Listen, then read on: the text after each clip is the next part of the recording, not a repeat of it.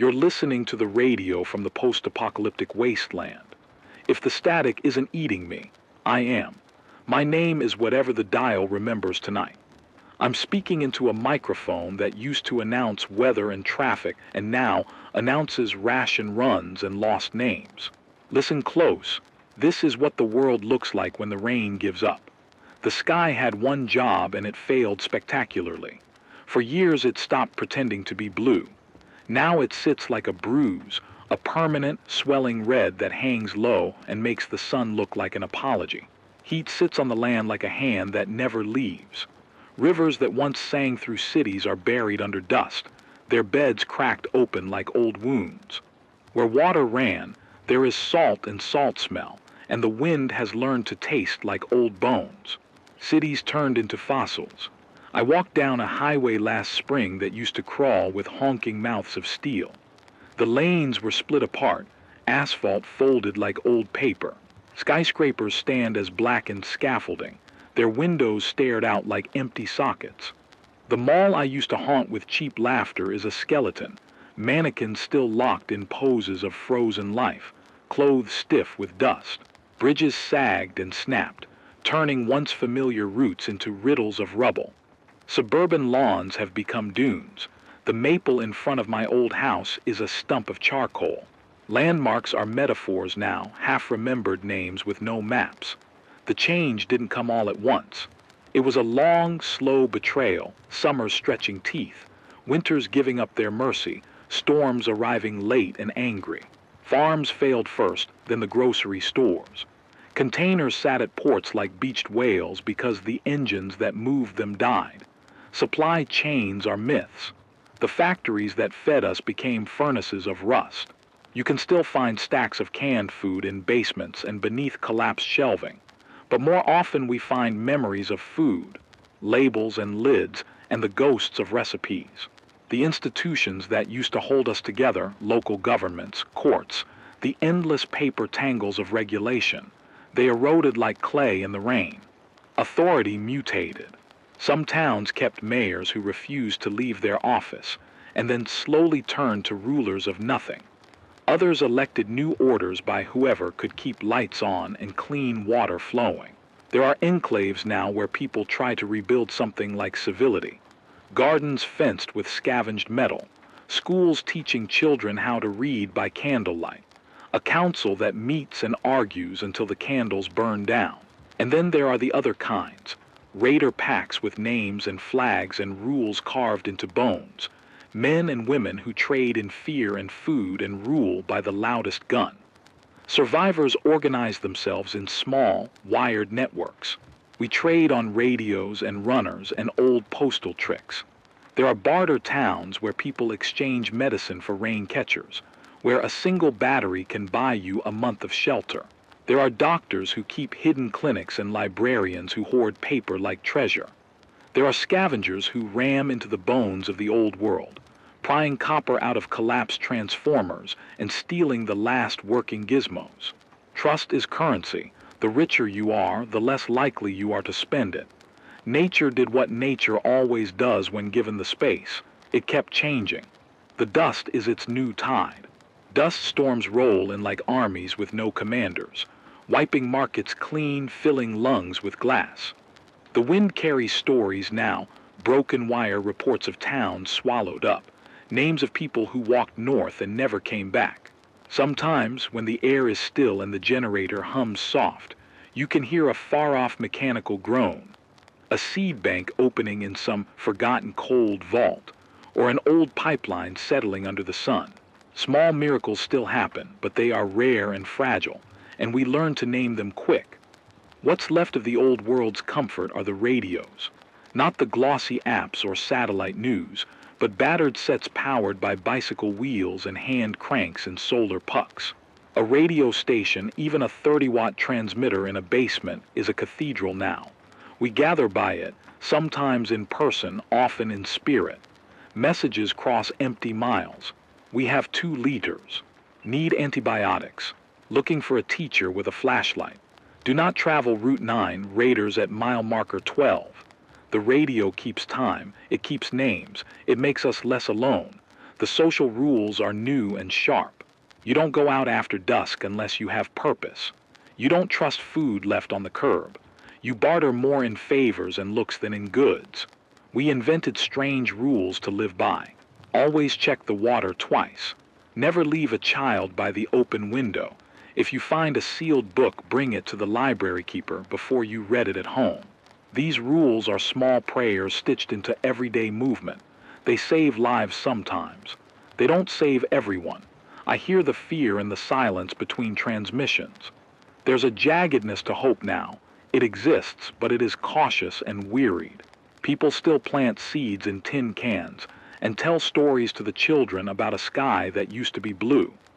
They still carve names into door frames, measure time by birthdays and the slow, fracturing seasons. There are songs that survive the ash nonsense songs for the babies, old radio jingles that make us laugh and then cough. Tonight, as I speak, the generator sputters and a moth bangs at the lamp.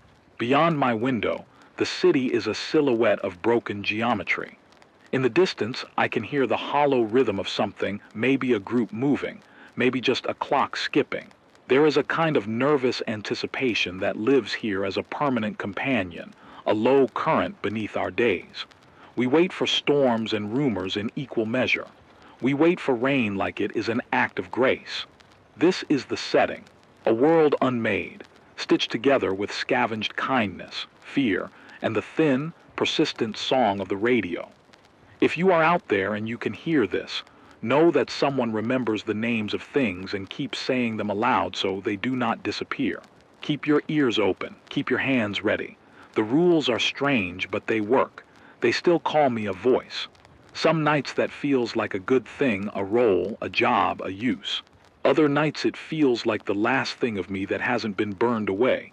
Sound pressed through wire, amplified and sent into the dark. I don't always sign my name. Names are heavy now. They invite memory. They invite questions you can't answer. So I start with the thing I can promise. This microphone, this transmitter, and the small, stubborn light that keeps both alive. Before all this, I had a schedule. I read the morning headlines, caffeine and traffic reports, the thin, bright things of ordinary days. My hands knew where the knobs were. My mouth knew the cadence that made people sit up and listen. That skill mattered less than I thought it would, but not useless. A practiced voice carries. It keeps people from unraveling during the long hours between danger and news of danger. It is how I learned to be useful again. Survival is not heroic out here. It is arithmetic and stubbornness. My days are measured in liters and amp hours. I wake before the heat, not because sleep is restful, but because the cool hours let me do things I can't do when the sun is a fist. I check the roof catchment first. Gutters patched with scavenged rubber strips, tarps stretched and weighted with cans. Rain is a festival and a rumor.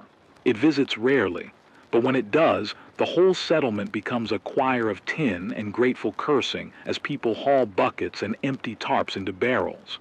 When the rain is gone, we invent ways to find water. I tend a small dew trap, a sheet laid on a low frame that collects condensation in the cold of night, and a clay pot cooler that keeps a few liters drinkable longer than plastic. We filter with cloth and charcoal and boil until the metal has nothing left to say. There are rules we repeat until they feel like scripture. Always boil twice. Keep batteries in a dry box and rotate them. Check the seals on canned goods for bloating. If someone offers you an impossible trade, their daughter's medicine for your last cartridge of ampules, you say no once, and then you sleep badly and maybe say yes in the morning. The rules are pragmatic and soft. Mostly they are about delaying disaster one day at a time. My tools are simple and precious. A crank radio that I can nurse back to life with a careful set of contacts. A solar puck that still catches the timid sun, wired into a bank of batteries scavenged from a hospital elevator. I am religious about fuses and soldering. I have learned to read the language of electrical hums. A healthy current is steady. A dying one stutters. I have learned to strip copper clean without nicking the insulation. I have braided wire into makeshift antennas big enough to catch whispers across 40 miles. When a knob goes gritty or a tube fails, I patch it with something else, a resistor from a toy, a filament from a lamp, because in this life improvisation is dignity. Food is a ledger. I keep lists on the back of old radio scripts. Cans, scraps of jerky, bottles of powdered milk whose expiration dates are jokes. I barter for staples, sewing work in exchange for rice, a favor for a jar of preserved peaches. I teach barter etiquette because gratitude is cheap and obligations are the currency of trust. I know where the elder down on Third keeps a tin of insulin behind a loose brick, because she and I owe each other favors, and the world has shrunk into a map of favors and injuries. People keep coming, or at least they used to. The migration slowed.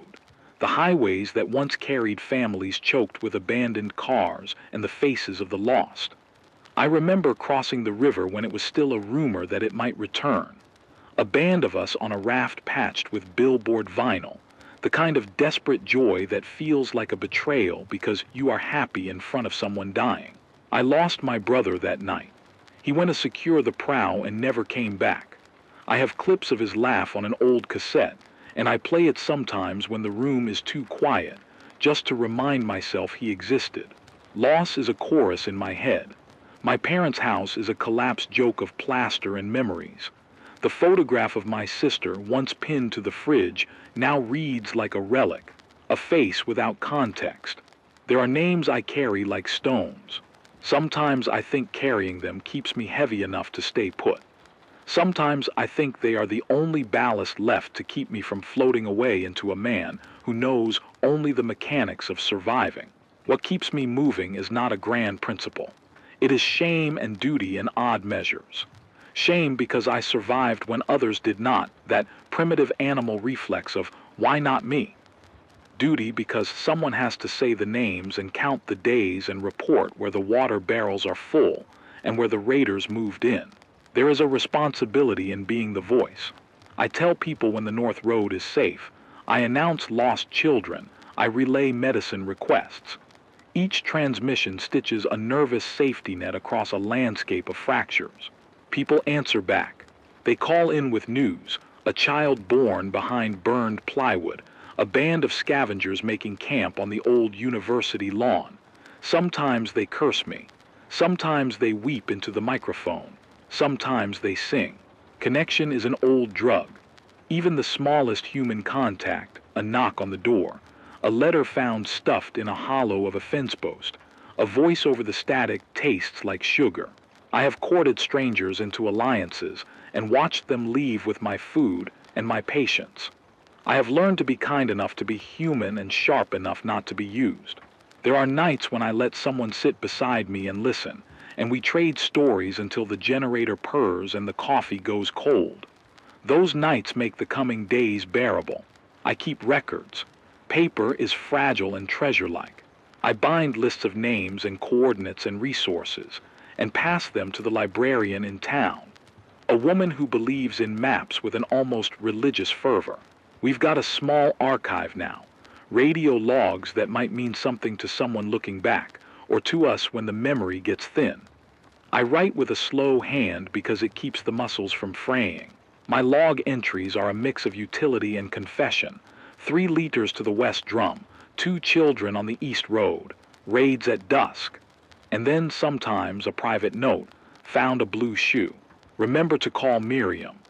These are the things that keep me not just alive but human. There are nights I dream of cleaning a microphone that doesn't smell of oil and dust, of playing records to people who aren't hungry. There are days I think of walking away, taking a bag and heading inland, where maybe the sky looks nearer to what the old photographs claimed. But then someone calls in a message that says, vainly, "We heard you on the other side of the ridge. Thank you." I think of the child who learned to speak from my readings of old children's books and the way he laughs when I mispronounce a word. I imagine the radio as a thread, and if I drop it, the world might unravel a little faster. My body knows the geography of pain. My knees complain. My hands have small scars where tin bit them. There is a scar on my left forearm from a night when we tried to pry open a pharmacy and the roof collapsed. I keep the scar because it is a map of a choice I made. It tells me I can act, and sometimes that acting saved lives. It tells me I am not only a voice. I don't pretend to be brave. I make small plans and backup plans. I teach the kids to change a fuse and to read a steam gauge. I barter for wisdom with recipes and stories. I hand out rules to newcomers like talismans. Look both ways before you cross the broken bridge. Always boil water twice. Never trust a promise of safe passage without coordinates. Sometimes the rules are the only love language we know. If you catch me on the air and I sound tired, forgive me. My exhaustion is not only physical. It is the fatigue of repeating truths that are too small to be comfortable, that we are still here, that the world is not finished, and that tomorrow will ask us to invent a little more of ourselves. But when the static clears and a voice answers back, a voice that says, "We hear you, keep going," that is when the weight eases. So I keep the microphone warm and the batteries charged. I keep a list of names.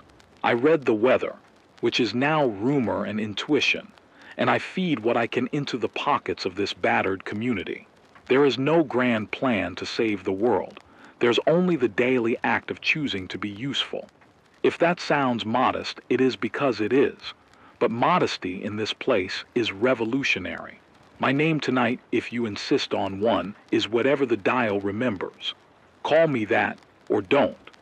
Know that someone is broadcasting, that someone is listening for replies, and that, between tears and laughter and the soft whine of the generator, there is a person who keeps saying aloud the things that must not be forgotten. The crisis we live inside is not a single event. It is a slow machine of failures with teeth. You can chart its steps if you want: a last wet spring, a year of strange wind, the wells dropping below the pump intakes. But when you are standing in the belly of the thing, it simply feels like the air is getting thinner and the horizon is getting meaner. For us, the primary catastrophe is drought made relentless. Decades of rain stolen, aquifers bled dry. The rivers that used to be lines on our maps become ridged scars across the land. It is not theatrical. It is arithmetic that keeps getting worse. The river that ran through our town used to be a rumor in summer and a choir in spring. Now it is a seam of salt and cracked clay. We trace its old banks sometimes to mark routes.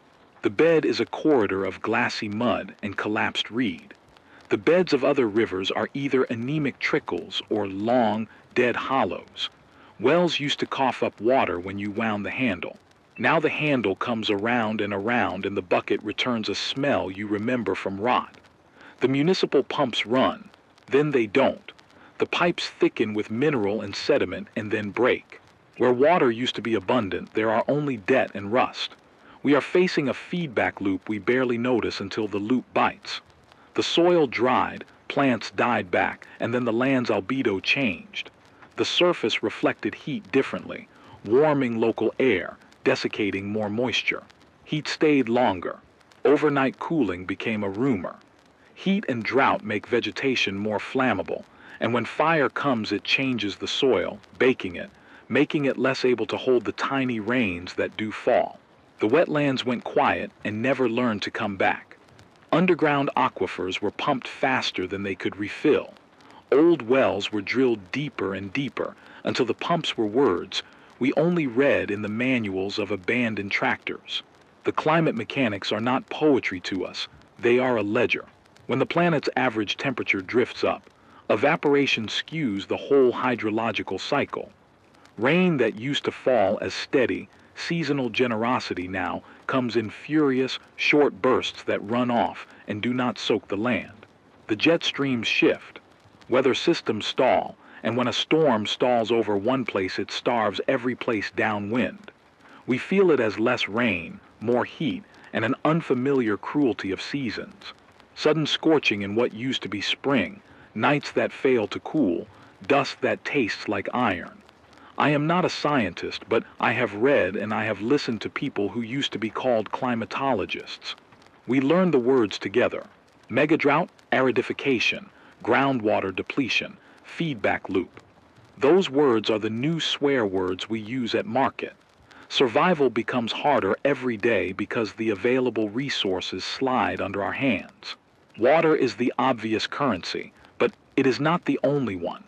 Food requires water to grow. The little rooftop gardens we coaxed into life need irrigation we ration like prayer. Fuel for the generators becomes a bargaining chip. When the solar pack dies in a week of cloud and sand, the batteries sit like pieces of old grief. Medicine runs thin. Antibiotics, insulin, the gentle things that keep chronic illnesses from becoming death sentences. Seeds are priceless. A packet of heirloom corn can be worth a week of barter if you are desperate. Tools break and are irreplaceable. A single intact bearing or a spool of copper wire can tilt the balance for a radio operator or a water pump. We are squeezed from without as well. Raiders learn the calculation. Take water, take food, take the weak. They organize like parasites, caravans, and quick raids, using speed and surprise. They are not all monstrous. Many started as people whose gardens failed and became desperate. But desperation can harden into cruelty. They travel in rigs with steel plates welded across windows, paint flags that make you think of governments, and then do their own laws. We have had confrontations where we lost more than goods. Someone shot a man who tried to trade tools for a child's cough syrup. We have learned not to move in daylight on empty highways. We have learned that sometimes the worst threat is the person who comes to your gate with a smile and a map. Allies are rare and luminous. There are the schools that turn themselves into clinics and training centers. The itinerant doctors who risk a route to trade knowledge for antibiotics. The scientist who lives half a day's walk away, who spends afternoons teaching our kids how to test water with a cheap kit. Once a caravan brought a well drill and a team that worked for 3 days to sink a communal borehole. We cheered. We baked bread in celebration with the first hot water. But bores cost power and expertise, and every pump has a lifetime. You fix it, and then you plan for when it needs fixing again. The fragility of infrastructure is brutal. Solar arrays scavenge every slant of roof, but they suffer from dust. A film of grit reduces panels by 20–40% in short order, which means daily cleaning if you can spare the water. Generators need oil and filters, and those are rare. Without them, pumps stall.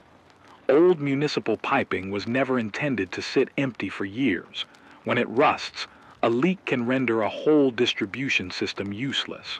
The things that keep us alive are mechanical and biological and political and fragile in ways that demand constant attention.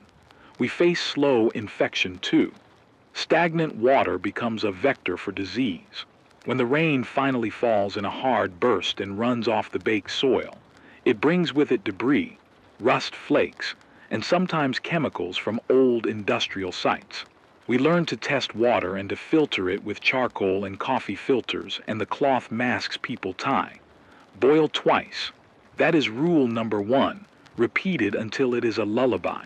But when cholera or a resistant infection shows up, our antibiotics are thin, and the hospital that used to treat such things is a collapsed concrete wish. A single case can mean quarantine and losses we cannot afford. The social fabric frays in ways that are subtle and catastrophic. Trust is a commodity. People relocate to enclaves that promise safety. Electrified fences, watch towers, a leader who can keep a generator running. Some of these enclaves are benevolent and generous.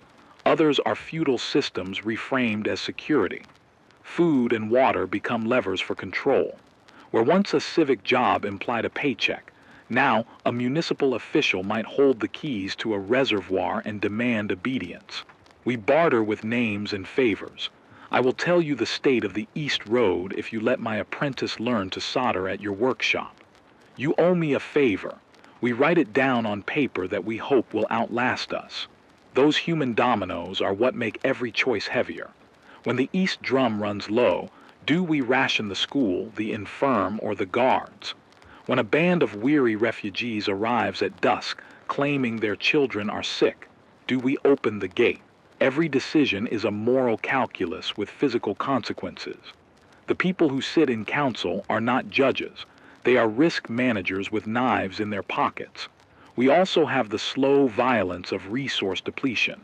Seed banks emptied for immediate calories, soil exhausted by overcropping, forests cut for firewood until the nearest stand is a memory. We have adapted by planting permaculture patches and drip systems, by learning to graze goats lightly, by rotating beds. We trade knowledge: how to make a solar still, how to set a fog net across a ridge to trap moisture in coastal mists, how to build a low-cost biochar filter to reduce pathogens in gray water. These are small victories, but they keep us alive in ways the grand narratives do not. The scientist I mentioned once taught a class where he explained capillary rise and how mulching can keep soil moisture an extra week. That extra week means a seedling becomes a plant rather than compost. Actionable pieces of advice we live by are simple because simplicity scales. Collect every drop. Rain catchment barrels should be sealed and elevated. Elevated barrels reduce contamination from rodents. Cover in mesh to keep debris out. If you can, have at least 3 barrels in rotation. 1 for immediate use, 1 for household uses, 1 for emergency. Filter before you boil. Cloth and charcoal filters remove particulates. Boiling kills most pathogens but not chemical contamination. Use dew traps and condensation collection when rain fails. Sheets on frames cooled at night can yield surprising amounts of water. Fog nets on ridgelands work if you are near a coast. Rotate batteries and store them in dry, insulated boxes. Keep a small set for essential gear only. Guard your seeds. Heirloom seeds are not a commodity, they are a future. Set up dry storage with silica packs and label everything. Build redundancy. 1 pump, 1 manual backup, 1 run of hand crank radios. The world will favor the redundant. Watch the weather with the tools you have: simple pressure gauges, observing cloud patterns, the local bird migrations. Forecasting is an art now more than a science for most of us. Even with these measures, the crisis is relentless. Our population thins from migration and attrition. Children are fewer because births drop in times of stress, and because families move in search of water and safety. The labor pool shrinks. The old skills, how to reline a pump, how to graft a citrus tree, how to rewind a motor, are stored in the heads of a vanishing generation. We try to teach them to the kids, but time does not always allow for patient learning. That is why the rumor of a seed bank or a working dam 5 days travel north carries the weight of scripture. We argue about it at the council. Some say it is a lie, a myth spread by a trader to make us move and leave our cash. Others swear they saw satellite ruins that suggest a reservoir. Some think it is a trap. We plan and unplan, pack and unpack because the crisis forces us into motion.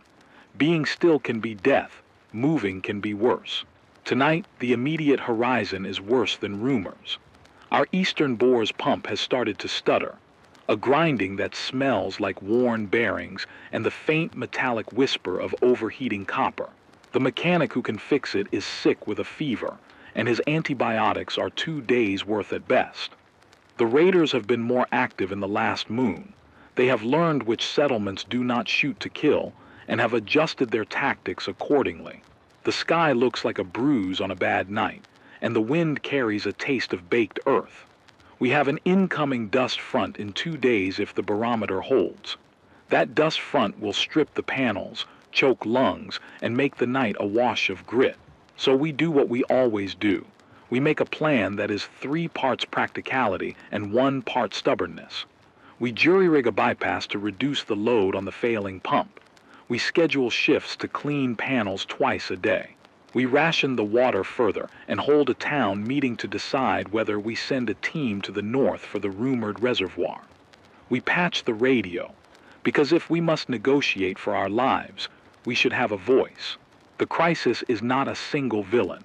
It is the weather, the machines, the shortage, the human choices that follow hard times. But it is also the thing that forces us to invent new forms of solidarity. Sometimes the crisis brings neighbors to your door with a loaf and a grin, and you think the world is not entirely lost. Other times it ligatures your town's hope and leaves a long, ugly scar. We move between those lights. We learn to carry both the grief and the possibility in the same hand. If you are listening on the other side of a ridge and you have water to spare, send the message. If you have a spare bearing, a seed packet, a single dose of insulin, tell us where you can meet.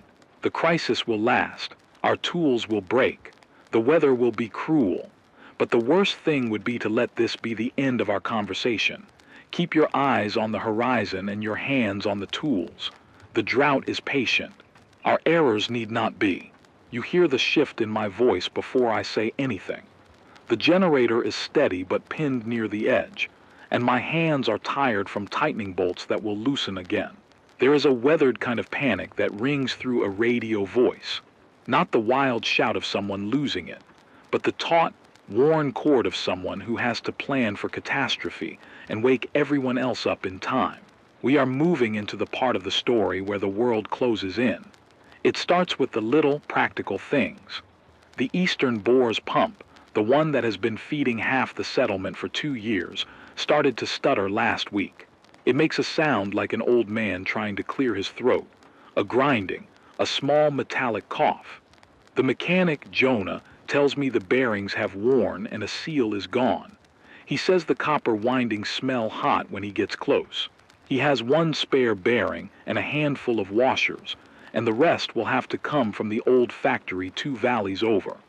The factory stands like a collapsed tooth in the distance. Scavenging it means we send people into a place where the bones of the past are sharp. I made a list on the back of a radio script. It is a short list and each item is heavy. 1 replacement bearing, a length of hose rated for high pressure, 3 pumps clamps, and a gasket that hasn't been made since the year the engine stopped being new. We can jury-rig a solution. Sometimes jury-rigs work, but jury-rigs fail at the worst times. If the pump dies completely, we lose the east drum in 48 hours. That's not poetic math. It's the tally of barrels and household consumption I keep under my desk, and the estimate the nurse gave me when she said, "We can tide for 2 days if we stop bathing adults." So we make plans. We send 2 people to the factory with a list and a promise of 2 weeks' worth of dried beans if they can return with the bearing. They leave at dawn, riding a patched truck with a welded grill to blunt anything that tries to push them off the road. The truck is loud and hopeful and painfully vulnerable. At the same time, the raids increase. They have learned the schedules of towns that don't shoot to kill. They learned which settlements run on compassion and use that as a weakness. They move in small, fast groups, a dozen people with crossbows and scavenged rifles mounted on the backs of motorcycles. They come after dusk, where shadows aid them. They come with names that sound like politics, the Heralds, the First Watch, the New Order. Names are always the first lie. Sometimes they leave you with a crate of salt and then take your last battery. Sometimes they take your children and you never see them again. We had a raid 3 nights ago. They hit the market while the traders were still counting tonight's receipts. They came through the alley with a scream that sounded like a trumpet, and the first shot took down the market's old sign. I was on the radio when someone called, breathless, "Raid, raid. Alley 5. I repeated the warning and told everyone to lock doors and hide children under beds. The raiders moved like they had rehearsed violence for entertainment, 2 of them quick as dogs and the rest like wolves watching the smaller ones. We lost a crate of medicine. We lost a man named Lewis who tried to bar the bakery door with a bench and got hit from behind. We held a council the morning after. We debated the same things the older people say in every starving story. Do we fortify? Do we move? Do we hire people who kill for us so they won't kill us? The young wanted to form patrols and ambushes. The elders wanted to trade for peace. We voted to build a watchtower and to move the medical supplies to a hidden cache behind the library. Because the bookkeeper had a loose stone in the basement she was willing to reveal for the good of the town. That night I promised on the air that I would not broadcast their location if raiders asked for it. Radio is power, and power must be used carefully. While the external threats sharpen, the internal ones blur. Trust is a thin sheet of ice over a deep, dark river. There is a trader, Malik, who comes through once every 3 weeks with maps and a rumor of things that make the mind glow. An intact solar array, a working reservoir, a seed vault with labeled jars. He sells hope in the form of coordinates and salted meat. He also sells a map with a northward route that is longer but supposedly safer. Last time he came, he unrolled a stained paper and said, "There's a dam, 2 days travel north, still holding water. People call it Greenhaven. They let in strangers for a price." He looked at me and smiled like a man confessing a sin and a blessing at once. I don't trust traders. I don't trust smiles. Stories bend toward hope because hope feeds listeners and listeners feed stations. But I also know how hope works in a desperate place. It moves people. It gets them on the road where some will find water and others will run into ambushes. Someone in the council wanted to send a scouting party immediately. Jonah's wife wanted to go because she thinks the pump is salvageable and that Greenhaven might be a savior. My apprentice, Mara, who keeps the spare batteries and knows the radio's temper, wanted to go because she's 20 and tired of being told to stay. I had to answer without saying what I wanted. My decision is always twofold: protect what we have and gamble for what we need. I promised a small reconnaissance, 2 people, 1 scout and the other to document the route to go north, recon the coordinates Malik gave, and report back. I insisted that Jonah stay to nurse the pump, because without the pump we lose the infirmary. Mara argued. She argued with the soft anger of young people who have watched too many elders choose their comforts over the future. "You always keep the radio here," she said. "You are the one who stays because your voice matters. We need more voices out there." She is right in a way that doesn't make it easier. What I do on the radio is keep a thread, but threads can snarl and break.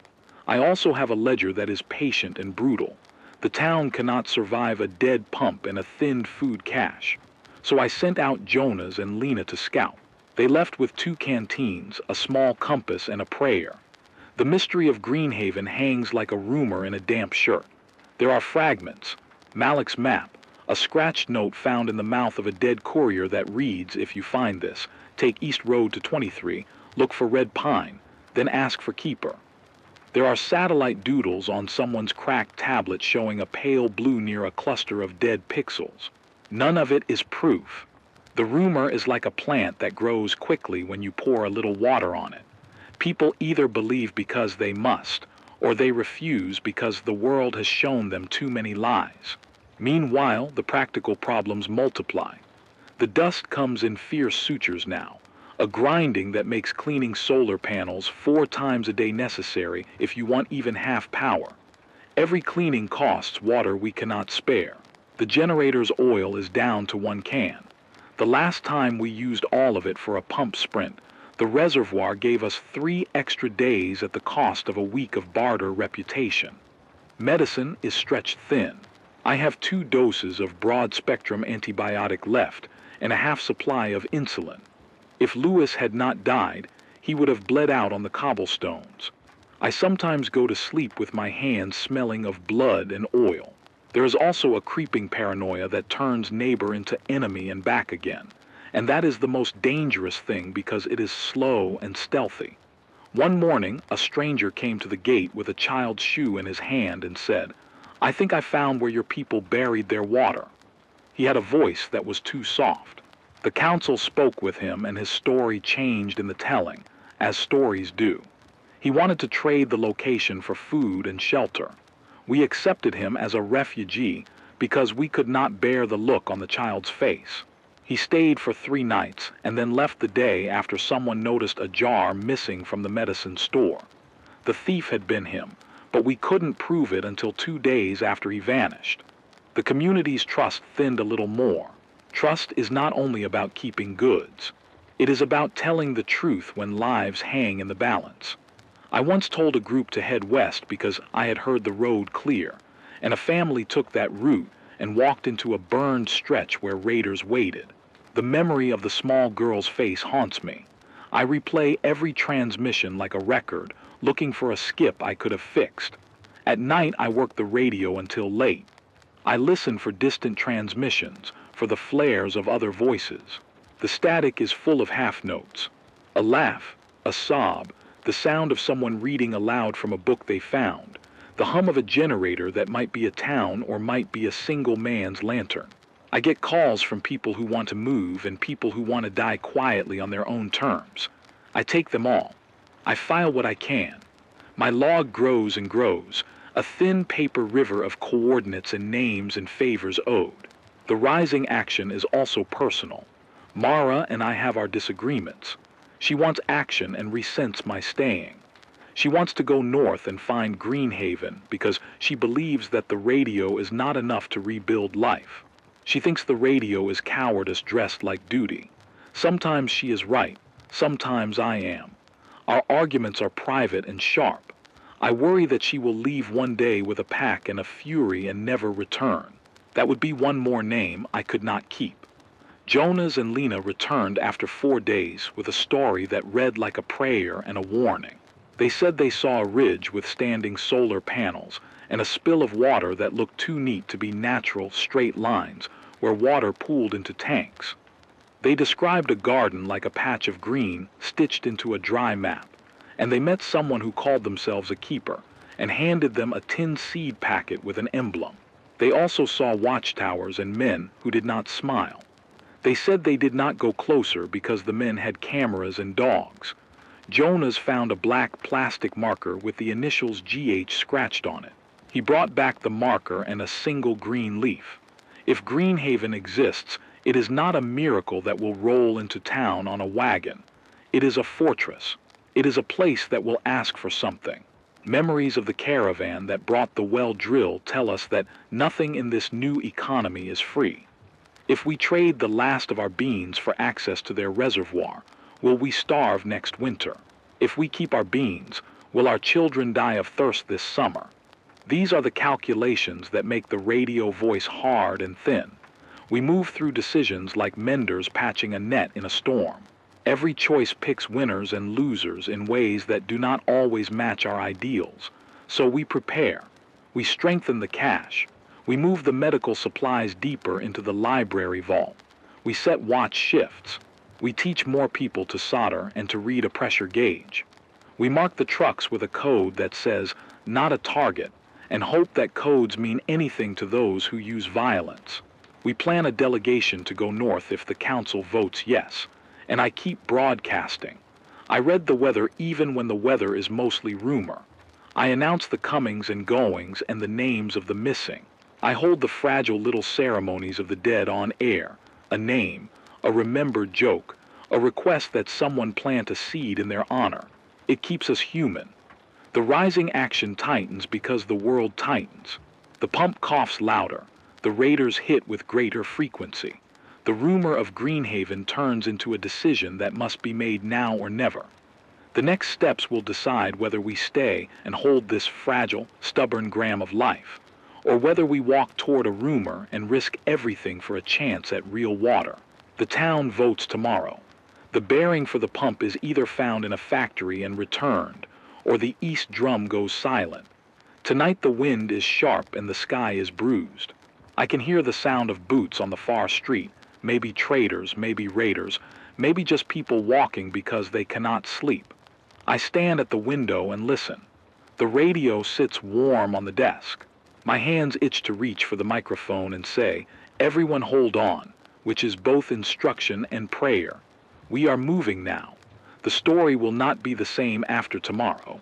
They came in the night between the second dust front and the moonless dark, like a sound that remembered thunder and decided to be sharper. I heard the first shot over the radio, a staccato that made my hands go cold. The generator made a single wrong note and settled into a keening that sounded like a warning. Everything that mattered was failing on the same breath. Jonah's pump choked and coughed and then spun down to a grinding whine that made the metal in my chest ache. The bearings we'd prayed to the factory gods for were still 3 valleys away, and the truck that carried Jonas and Lena had not answered in 40 minutes.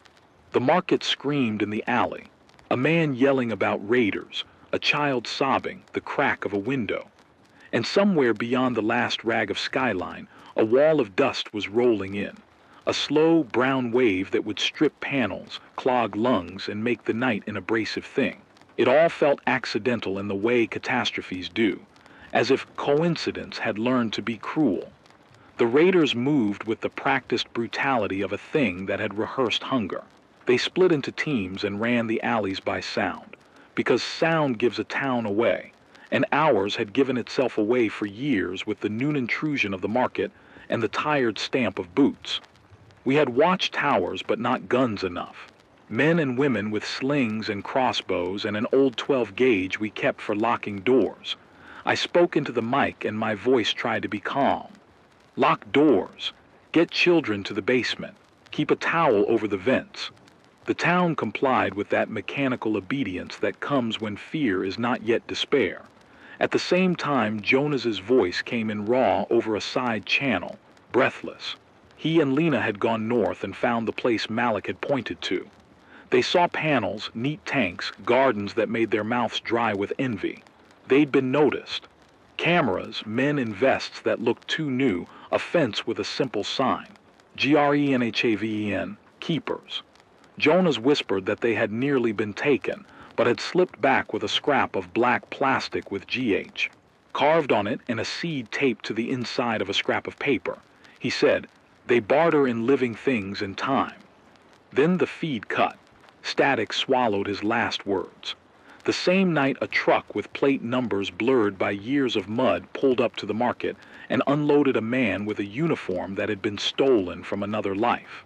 He walked up to the council house where we kept the medical locker, and the radio, and his smile was the kind that arranges futures you cannot afford. He said Greenhaven would set up a temporary pumping rig in exchange for guardianship of our transmitter and 2 weeks' ration of beans. He said the keeper's name with reverence and a tenor that promised efficiency. He said the word safe like a currency. I felt the room tilt with that offer. The radio is not a machine to me. It is 1,000 small human hands folded into sound. It is how Lewis's name was called after he fell, how Mara learned to read, how a mother in a trailer 3 ridges east begged for insulin, and we rooted a dose from a neighbor who owed a favor. It is the thread we use to stitch scattered people back into something that approximates community. To hand it over was to hand our mouths to a gatekeeper, but the pump was dying. The clinic's tanks would be empty in less than 2 days. Children are easier to count than to save when thirst takes them. The man in the stolen uniform spoke with a dryness that smelled like calculators in boardrooms. "Give us the transmitter," he said, "and we will keep your pumps running. We will repair your panels. We will bring seeds. In return, you will allow protocol, check-ins, rumors vetted, travelers screened. It's security. Security with strings. Control in exchange for water." I remember the way my brother used to laugh when I said that nothing was free. He laughed because it was absurd. He was the kind of man who believed in the small mercies of trading cheese for repairs.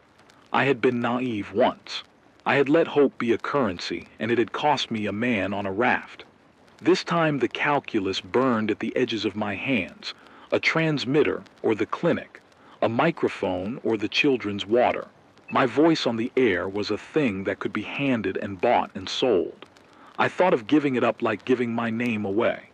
The uniformed man placed a hand on the chest of his jacket, as if to show he had a heartbeat. Then he added, with a softness he had not earned, "And your voice will be safe. We will broadcast your hour. You will be a local station under our wing." It was a lie wrapped in comfort. They do not keep voices safe. They silence the ones that speak truth. Greenhaven would not buy the radio to protect it. They would buy it to control what it said. If we became a mouth for their broadcasting, our messages would be vetted. Someone asking for help on the East Road would be judged and perhaps denied. Someone asking for news of a raid would hear only the version that kept Greenhaven's men from looking bad. I knew that. I knew that the keeper's gates were built to protect the green inside and extract the dryness outside. I had a single decision, and it sat in my throat like a stone. Hands crossed the table. The bookkeeper with her loose stone, and the fiddle maker who'd welded the watchtower's platform. Jonah, who wanted to keep the pump and would have given his left hand for another bearing.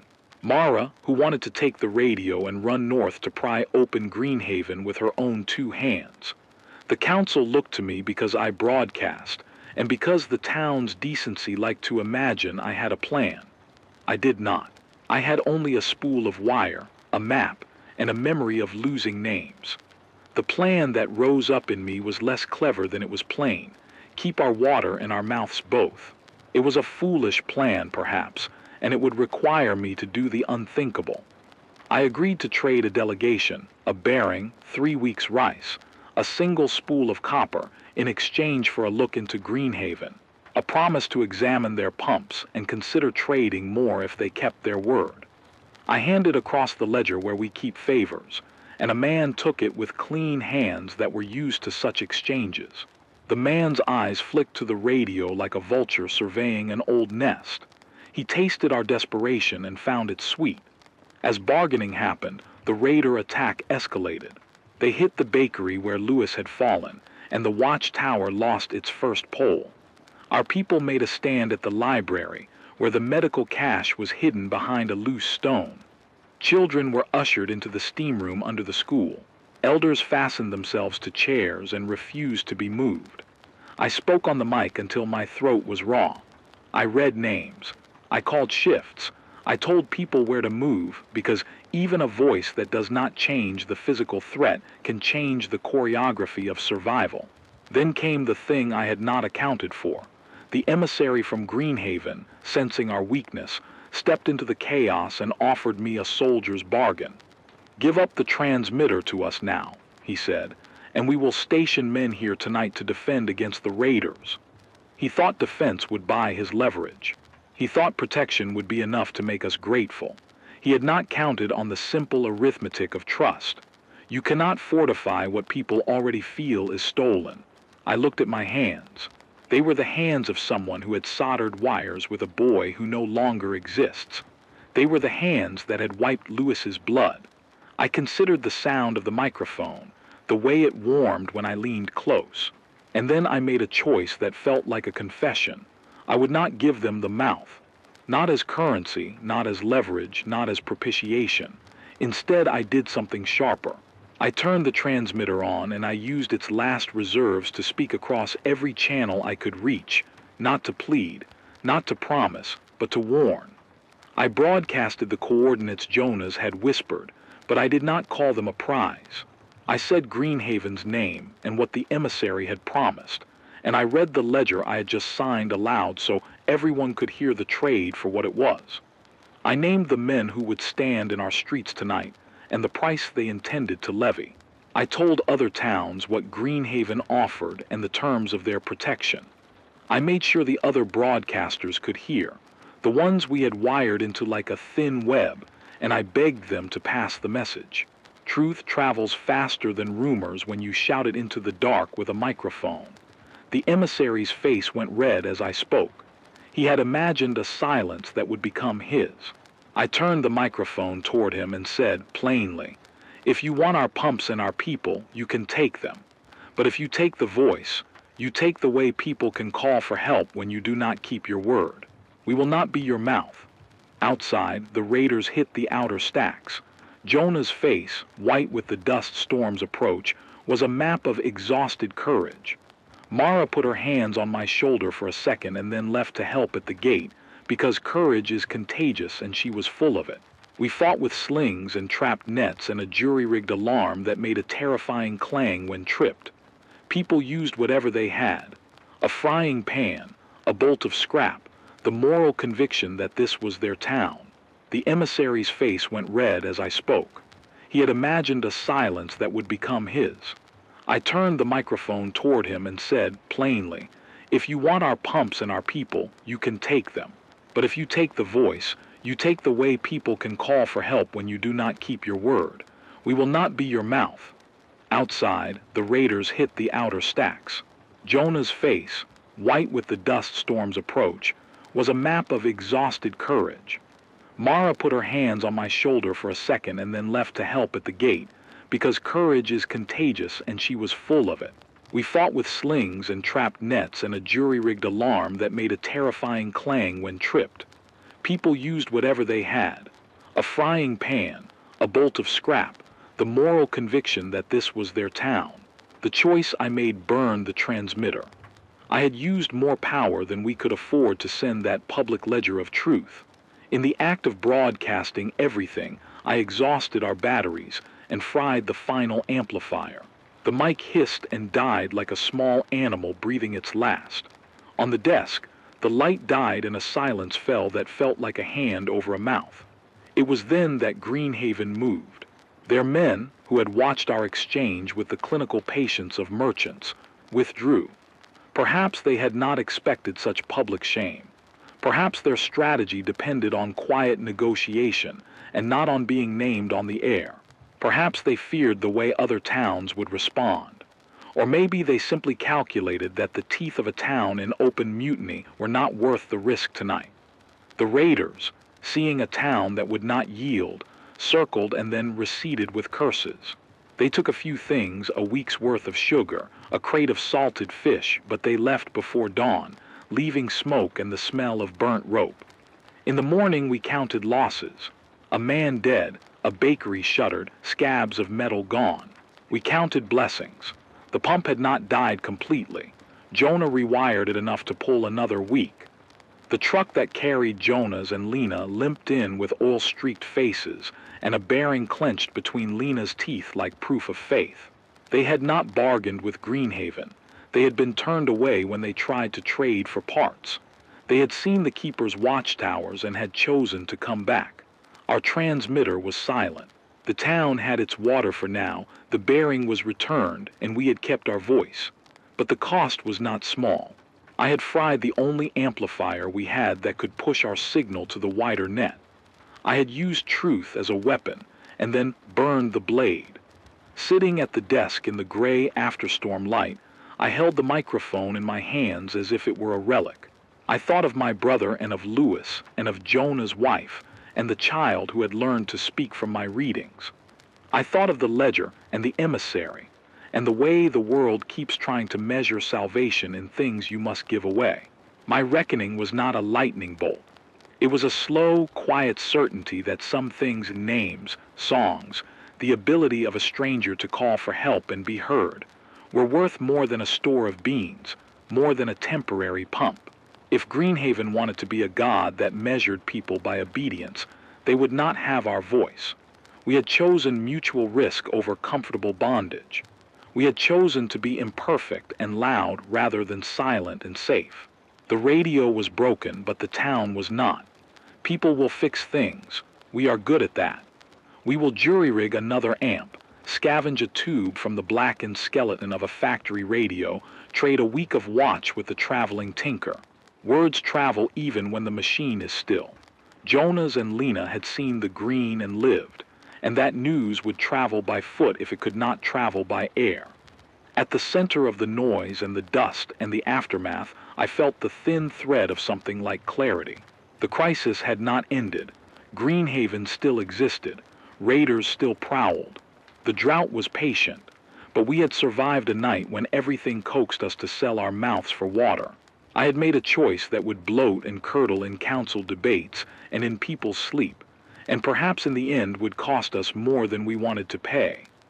But for now, the pump sputtered on, and a child laughed in the distance as someone poured a cup of coffee.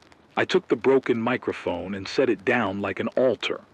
I had burned the instrument, yes, but in the silence of the town's many voices began to rise, raw and unamplified, shouting names and plans and curses and songs.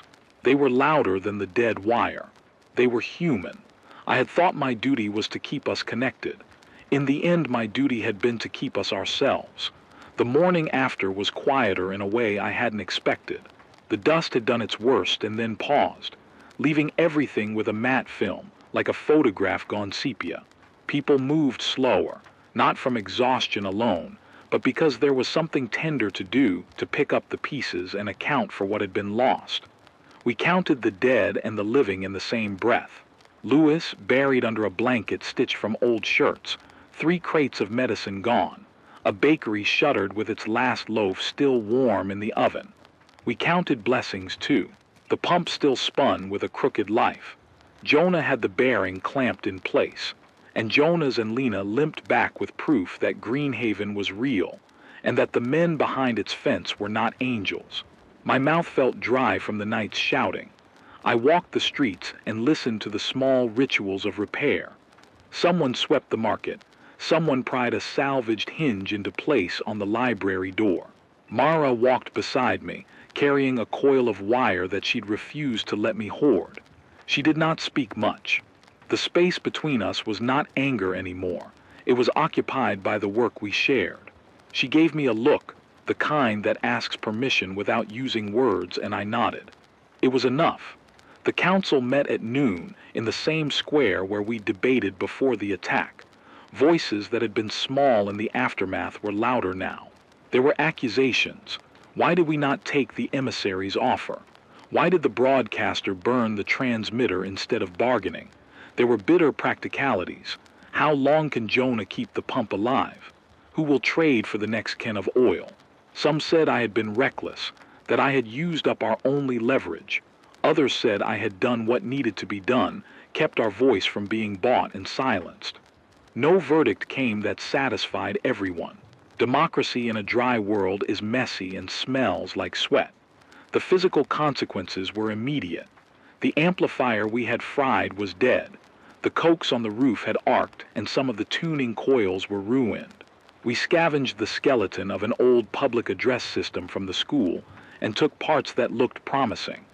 The traveling tinker, an old woman with 2 names and 3 patchwork coats, offered to try to rewire something if we could spare her a week's ration and a handful of nails. We paid her with a favor I had on the ledger and with a jar of coffee beans that had been my secret. She worked under the lean light of the temporary kitchen, cursing and smiling in the same sentence. It felt improper and holy to watch people put a piece of the world back together. In the absence of the radio's long reach, we fell back on older ways. Messengers walked longer routes.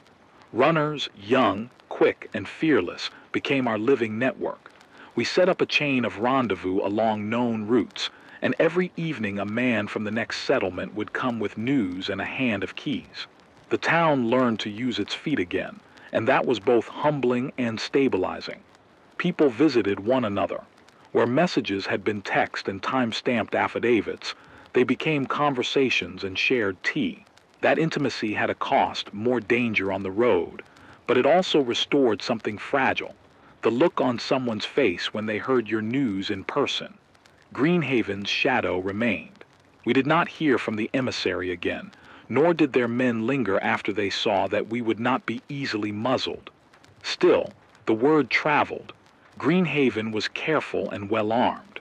Traders who had once been neutral now skirted the North Road with new caution. Jonas and Lena told us more. The keeper's compound was well kept, with rules and a gate that seemed to slide closed with a whisper. They had noticed cameras and men who kept lists. The seed Lena had tucked into her shirt was small, a green hope folded into paper, and she pressed it into the town's shrine with hands that trembled. We buried it shallow and whispered names over it like an incantation.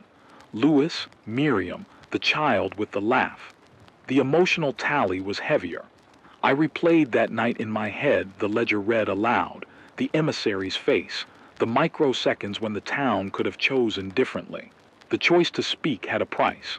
The radio was down, and we had used the last of a scarce power reserve. My defense of the microphone felt necessary and stubborn, like a person refusing to hand over their last photograph. But I also felt the cost of my pride.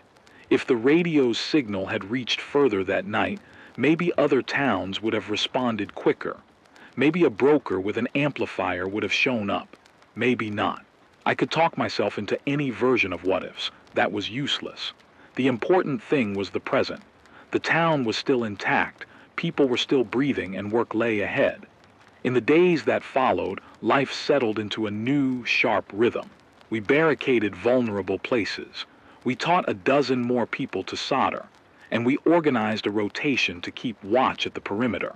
Children were given tasks small enough for their hands and tasks large enough to teach them responsibility. Moving water barrels, stringing a simple antenna, carrying compost to the communal beds. The garden, already tiny, became a cathedral of hope. The seedlings from Jonah's and Lena's return took root under a net we set to keep birds from stealing young leaves. It was a painstaking miracle. One leaf, then another, then the first brave sprout that dared to be green in a world that had forgotten the word. Nature did not heal overnight. The dust crusted everything, and the riverbed stayed a scar. Yet the small systems we tended showed signs of stubborn life. The dew trap produced trickles in the mornings that people learned to celebrate like feasts. The permaculture patch yielded a handful of greens that went to the infirmary and to the children. It was not recovery, not by any historical standard. It was repair, localized, painstaking, and human-made. Those repairs were meaningful because they taught us agency. The earth, when coaxed, would sometimes give a little back. People's faces changed in subtle ways. There was less reliance on a single voice and more on the chorus of many. I learned to let others read the lists on air when the amplifier, when it was rebuilt, murmured again. I taught Mara how to patch tubes and align an antenna. She became, in the weeks after the raid, less of an apprentice and more of an equal in the small priesthood of technicians who kept the town's veins open. She sometimes teased me for being sentimental about the microphone, but the teasing had warmth now, not accusation. Grief was still our constant companion. We held a small service for Lewis, singing an old radio jingle he used to hum sarcastically. People shared stories about the bakery's bread and how he had once let a child steal a cookie and then winked at the parent. We named our losses out loud so they could not hide in the corners and become monsters. Naming is a way of refusing to let silence do the burying work for you. There were practical lessons, too. We improved our pump maintenance schedule and installed an improvised sand trap to reduce abrasive grit in the intake. We bartered for a spool of copper and used it to splice a temporary line that would buy us more days. The tinker got our amplifier working enough to reach the neighboring towns, though the range was a fraction of what it had been. We sent messages. Greenhaven exists. Guard your mouths. The warning rolled outward like a pebble in still water. Some towns answered with gratitude and offers of trade, others responded with suspicion. The network was uneven and human. Inside me, something had shifted. Where once I had seen myself as the single actor, the voice that stitched the towns together by talking, I began to sense a different shape of duty. My role was not only to speak, but to make speech possible for others. It was to train people, to leave the microphone warm in more hands, and to catalog names in more places than my living memory could hold.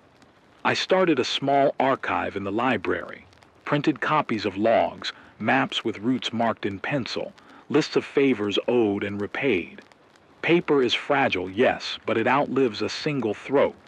We copied the ledger and hid it in 3 places. Hope did not arrive like a victorious cavalry.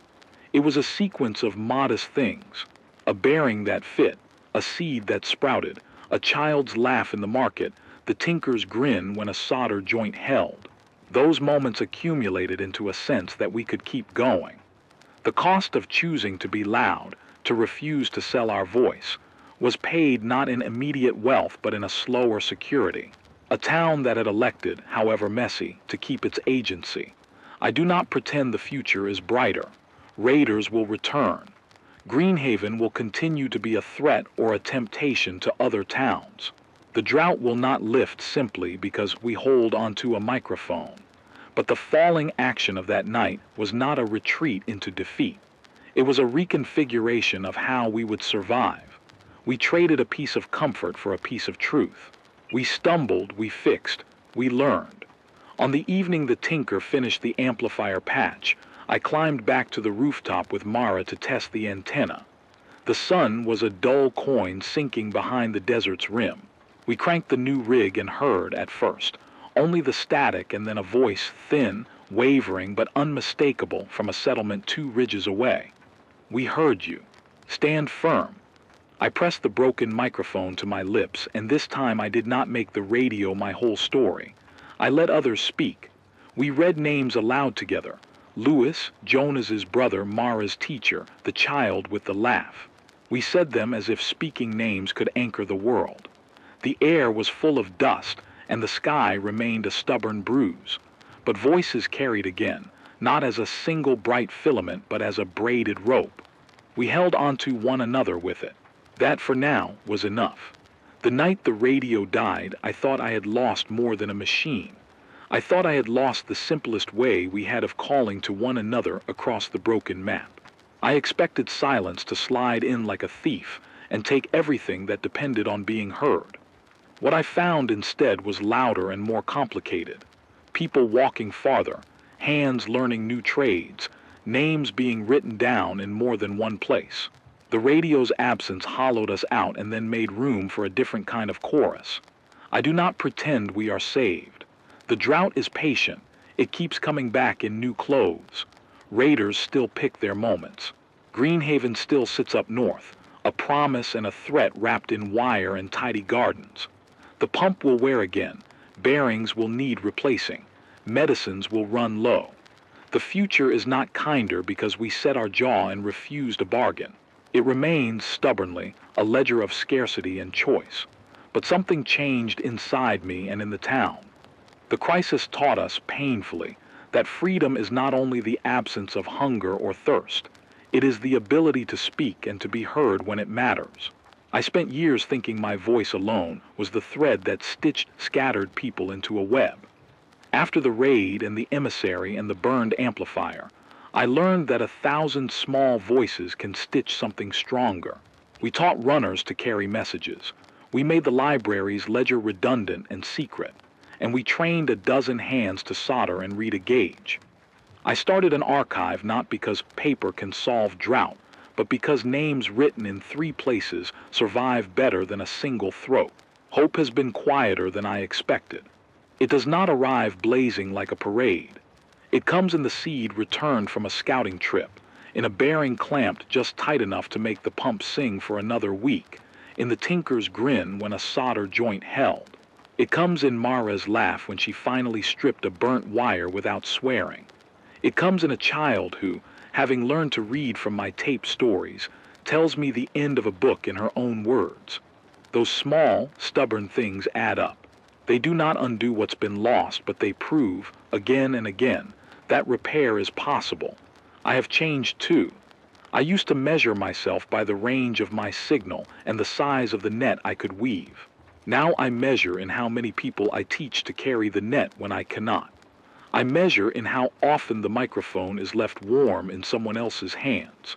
I measure in the ledger copies hidden in 3 places, so that no one night and no one emissary can erase the town's memory. My duty shifted from being the single voice to being the keeper of a conversation that is too big for one mouth. We are learning to trade differently. We barter less in promises that cost our freedom and more in skills and small, effortful gifts. A week of watch in exchange for parts, a day of teaching in exchange for spare oil. We protect seeds like vows.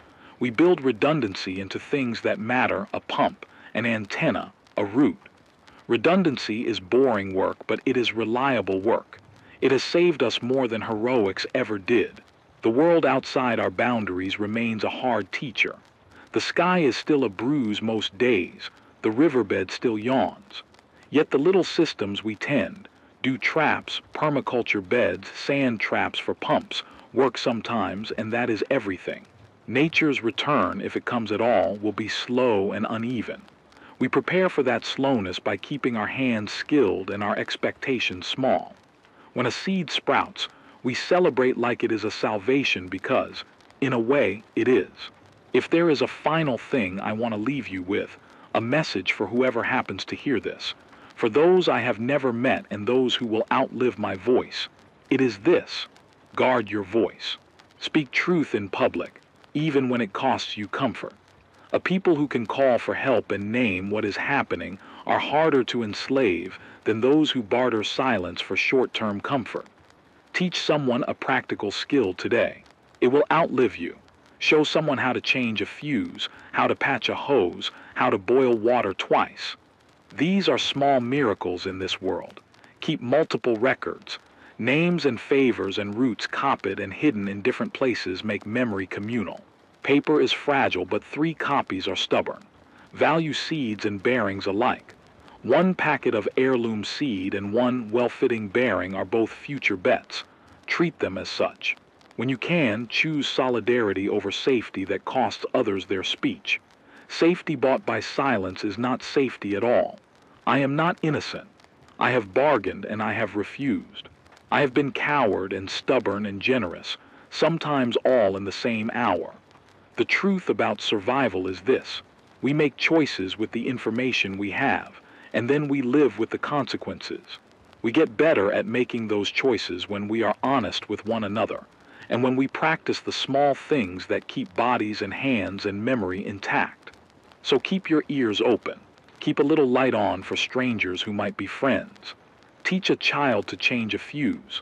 Write a list and hide a copy. When you have more than one way to fix a problem, choose the way that keeps your neighbors alive, not the way that buys you silence. If you hear static tonight, know there is someone on the other side who remembers names and keeps saying them. I will not be on every night. My voice will grow thin and one day stop. That is the risk of being mortal. But the conversation does not stop when my throat goes quiet. It grows wider if we let it. For now, I will sit with the tinker and the children, and the coil of wire Mara refuses to let me hoard. We will try to coax the amplifier back to life, not because a machine is holy, but because the sound of many voices matters. We will tend the seedlings and the pump and the ledger.